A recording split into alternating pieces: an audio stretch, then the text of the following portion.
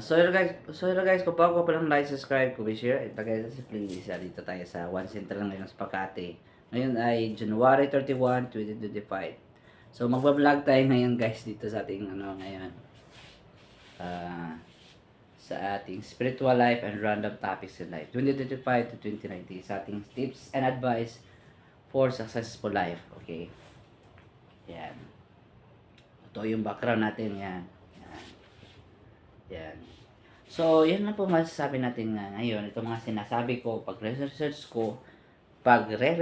ay, ganito po. Ito yung mga secret ng mga mayayaman, yung mga sila Kobe Bryant, Michael Jordan, si Steve Jobs, Bill Gates, di ba?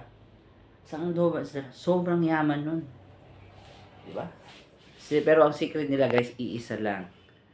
Di ba? Maagang gumising, uminom ng tubig, di ba? Mangarap tayo, di ba? Gusto natin maganda yung buhay natin, di ba? Pero bago gaganda yung buhay natin, nagsisimula yan sa ating sarili. Hindi yan naging aksidente dumating yan. Kaalaman yan, yun ang routine. At least, ang kasayahan nito, wala ka naramdamang sakit, kaya mong gagawin ang gusto mong gagawin, di ba? Malakas yung katawan mo. At least, ginagastosan natin yung sarili natin. Dami ng sa baba, daming sasakyan na nandito tayo sa 24th floor. Yan. Yan. Mamaya, papunta kami mamaya sa 8th floor. Di ba? So, ang gandang buhay, guys. Kay ganda ng ating musika. Kay ganda ng ating musika. Sariling atin. Diba? Ang ganda guys, di ba? Smiling, napakasaya at napakaganda sa pakiramdam. Di ba? Lahat ay pwede tayong aasin. So, hindi lang natin sinusolo yan. Di ba? Ang importante po guys talaga sa atin ay meron kang kasiyahan. Araw-araw, dapat masaya ka. Alam mo yung direksyon. Kailangan natin alamin yung schedule natin araw-araw. Napakasimple lang, balik-balik lang. 'Di ba? Kasi mostly para sa natin, sa example sa sasakyan, 'di ba? Mga car.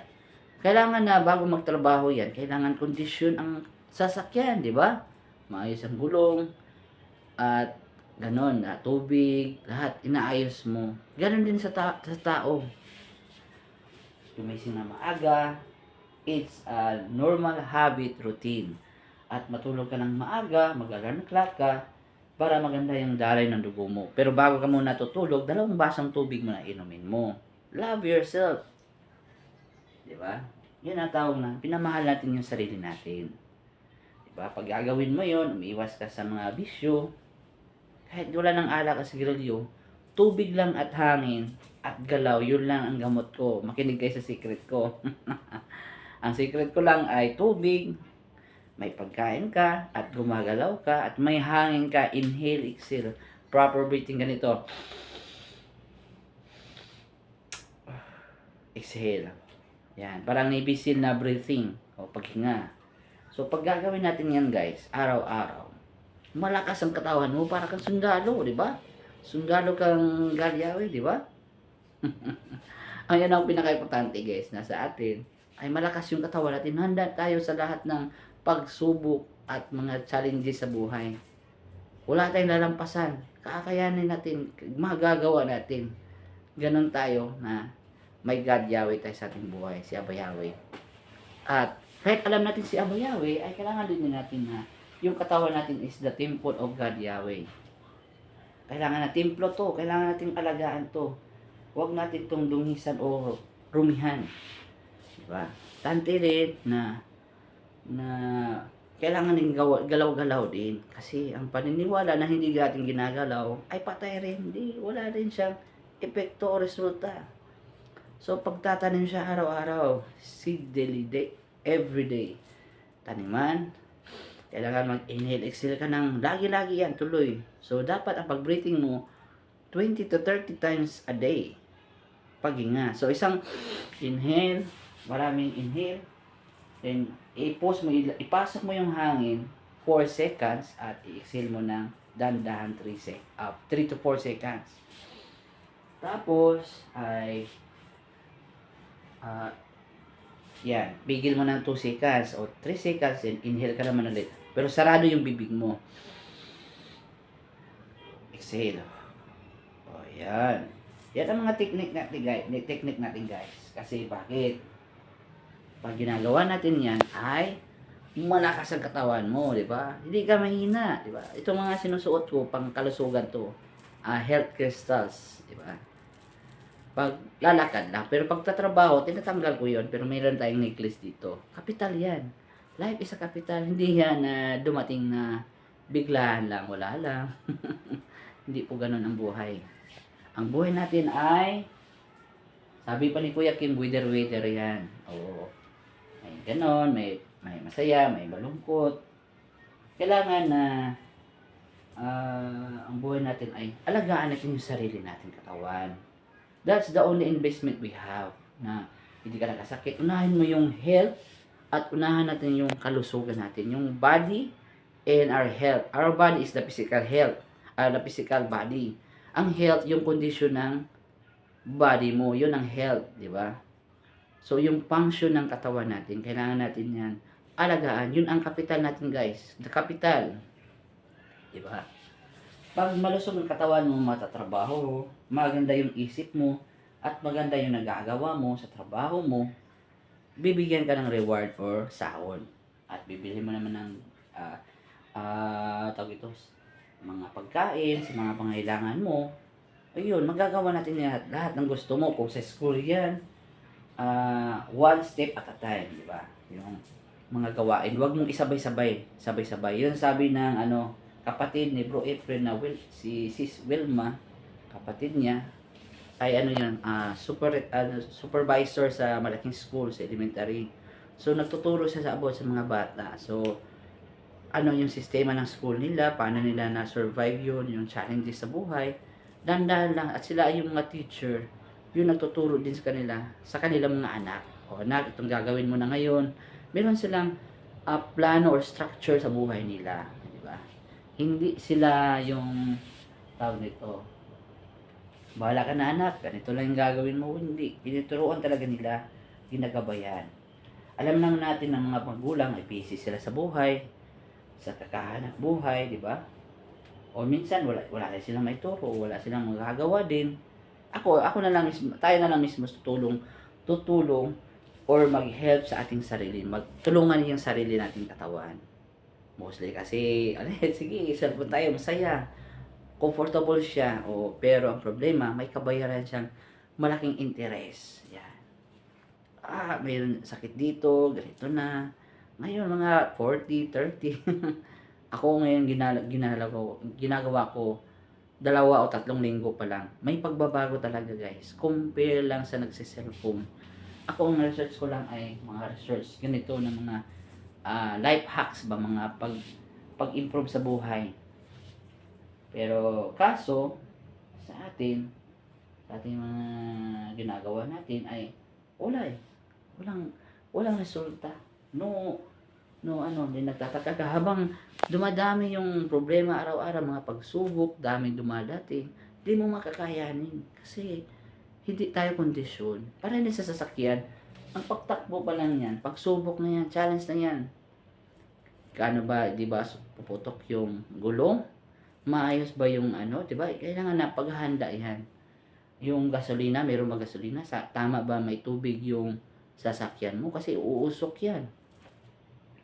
Yan ang buhay, di ba? Hindi yan na basta drive ka lang. Ganun lang buhay, basta galaw ka lang. Para sa sasakyan ba? Sasakyan or car. Drive ka lang, okay pa yan ngayon, di ba? Pag pababayaan mo yung katawan mo habang ka laging gumagalaw, magloloko yung sasakyan mo. At yun ang cause ng disgrasya or accident. Kasi, hindi mo binibigyan yung need ng sasakyan mo. Para din sa katawan ng tao, lagi mo siyang ginagalaw, ganito mo lang siya. Tawag doon, balancing tulog, balancing tubig. Dapat mayroong tubig, merong hangin, meron ding healthy foods. Hindi kailangan ng marami. Tanti lang na may kanin ka or tuyo. Kung mayaman ka or may kita ka ng sapat, gulay. Kahit isang gulay, guys, better na yun kaysa wala. kangkong na 15 pesos. Hindi lahat nakukuha yung pera. O, di ba?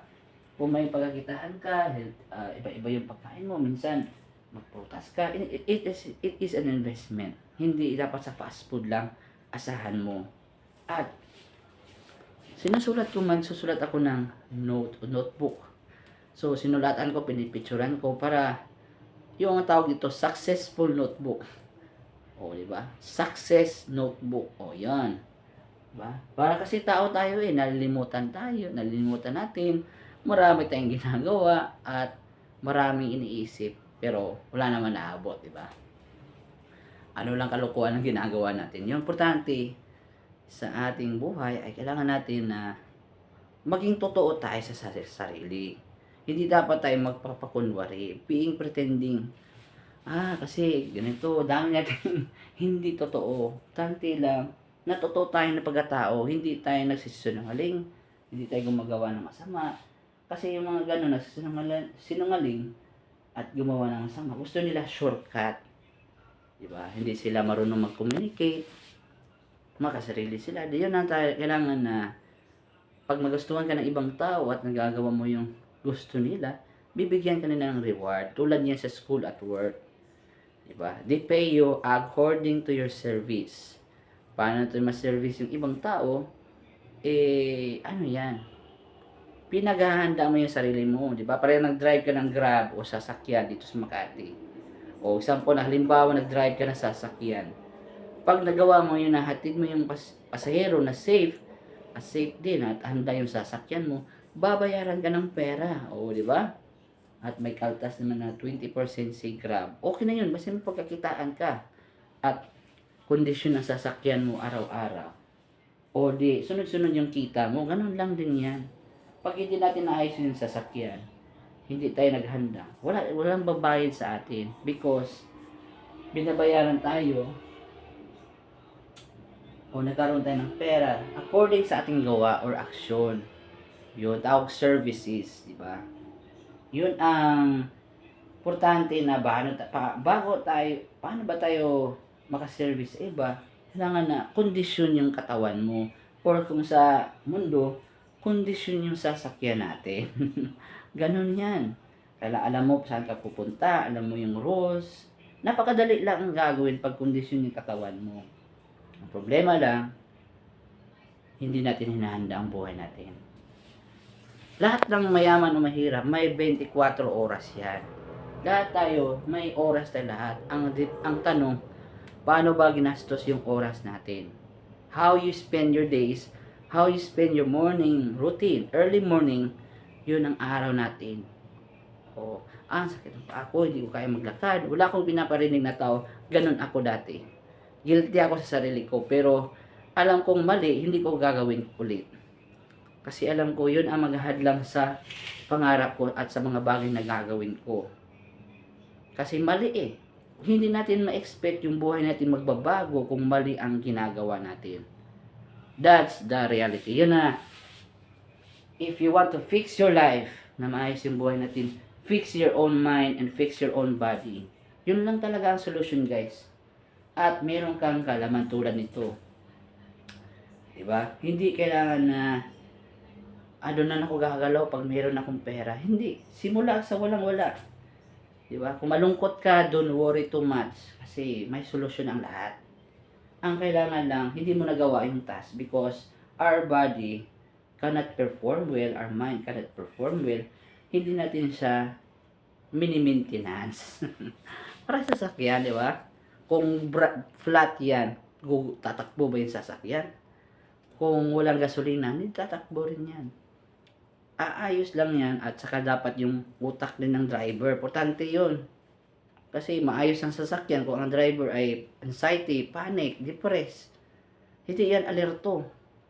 At kailangan na praktisado yan kasi baka pag manual na sasakyan, wala. Sakit yung paa mo kasi hindi ka praktisado, hindi stretching, hindi nag-exercise. Tuloy yung nangyayari sa pag-challenge sa mga pagsubok. Hindi kakayanin yung katawan mo. Yun na, ito mga sinasabi ko based through experience to. Hindi tayo naninira dito or nagsabing master ako of everything. Tante lang na yung nasa baba, iaakyat natin, iaangat natin. Hindi lang yung sarili natin inaangat. Kailangan din natin na tumulong din sa iba. Tulad lang sa pag-vlog ko. Diba? Sana kung may makita kong video pare sa sarili ko, nagsasabi ng ganito na makuha talaga sa reality, sana nagawa ko yun. Pero problema, pag ito nalaman mo to at nakita mo yung video ko at hindi mo ginagawa sa sarili mo, eh wala rin yung epekto yun. Walang kwenta rin yun. Itong video, wala itong epekto kung hindi mo gagawin. At least may impormasyon ka man, alam mo ito, pero dapat gagawin mo rin. Kasi itong binablog ko, sinishare ko, ginagawa ko rin yan. Hindi tayo kwentuhan lang. Live by words. So, like, subscribe, comment, share. Love you, peace, love you all. Maraming salamat po sa papanood po. Thank you po guys. Ito yung suot kong Gold White. Maraming salamat po. Thank you po guys. See you soon. Uy, di mag-ano.